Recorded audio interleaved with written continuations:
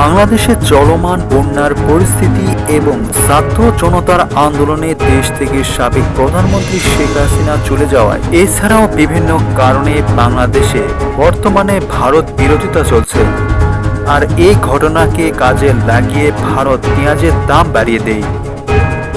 এদিকে বাংলাদেশের সংকট দেখা দেয় পেঁয়াজে, কিন্তু বাংলাদেশ এখন পাল্টে গেছে ভারতের বিকল্প হিসেবে। ইতিমধ্যে বিভিন্ন দেশ থেকে বাংলাদেশ পেঁয়াজ আমদানি শুরু করেছে।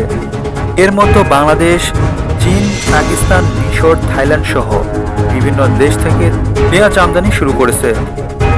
বিশেষজ্ঞরা বলেন এক্ষেত্রে পেঁয়াজের দাম কমতে শুরু করবে।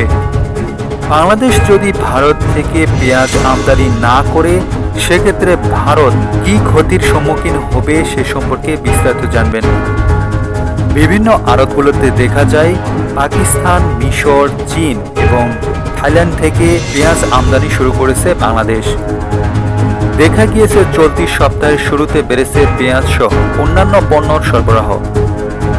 তবে সেক্ষেত্রে দেখা যায় পাইকারিতে 15 থেকে 20 টাকা পর্যন্ত কমেছে পেঁয়াজের দর। তবে এদিক থেকে ভারত হঠাৎ করেই পেঁয়াজের দাম বাড়িয়ে দেয়। তবে এদিক থেকে আমদানি খরচ বেশি হয় বিকল্প দেশ হিসেবে বাংলাদেশ, চীন, পাকিস্তান, মিশর থেকে চট্টগ্রামে আমদানি শুরু করেছে। তবে এখন পর্যন্ত বাংলাদেশ 2,70,00,000 টন পেঁয়াজ আমদানির অনুমতি পেয়েছে ব্যবসায়ীরা। তবে এসব পেঁয়াজ বাজারে আসলে দাম আরও কমতে শুরু করবে বলে ধারণা করছে আমদানিকারক ও ব্যবসায়ীরা। এদিক থেকে সমুদ্র পথে চট্টগ্রাম বন্দর দিয়ে পেঁয়াজ আসার কারণে বাজার নিয়ন্ত্রণে আছে। এখন বাংলাদেশে পেঁয়াজের সংকট নেই। তবে বাংলাদেশের এমন খবর শুনে ভারত তাদের সীমান্তের স্থলবন্দরে পেঁয়াজের দাম কমে দিয়েছে। এর আগে ভারত হঠাৎ করে পেঁয়াজ রপ্তানি বন্ধ করে দিয়েছিল। এরপর দেখা যায় কিছুদিন পরে তাদের ব্যাপক উৎপাদন শুরু হয়। তবে সে সময় সে বছরে রপ্তানি করার মতো এমন কোনো দেশ খুঁজে পাচ্ছিল না। এরপর কোনো দেশ না পেয়ে 2020 সালে বাংলাদেশের কাছে পেঁয়াজ বেচতে চায় ভারত। এখন যদি পাকিস্তান, মিশর, চীন এবং থাইল্যান্ড থেকে নিয়মিত পেঁয়াজ আমদানি শুরু করে বাংলাদেশ, তাহলে এদিক থেকে ভারত হারাবে তাদের বৃহৎ রপ্তানি দেশ বাংলাদেশকে।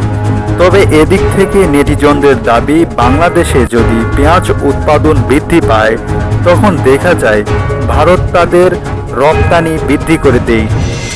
সেক্ষেত্রে বাংলাদেশের চাষিদের ক্ষতির সম্মুখীন হতে হয়। একইভাবে আবার বাংলাদেশে পেঁয়াজের সংকট দেখা দিলে সেক্ষেত্রে ভারত তাদের পেঁয়াজ রপ্তানি বন্ধ করে দেয়। সেক্ষেত্রে ভারত থেকে বাংলাদেশ বাধ্য হয়ে বেশি দামে পেঁয়াজ আমদানি করে। নেটিজনরা মনে করেন বন্ধুত্ব সুলভ আচরণ এটিকে বলে না। একইভাবে ভারত তাদের পানি দিয়ে বাংলাদেশকে ভাসিয়ে দিয়েছে, যার কারণে বাংলাদেশের সাধারণ মানুষ ক্ষতির সম্মুখীন হয়েছে। সব ভিউয়ার্স, আজকের ভিডিওটি এ পর্যন্তই। পরবর্তী ভিডিওর জন্য আমাদের চ্যানেলটিকে সাবস্ক্রাইব করে সাথে থাকুন।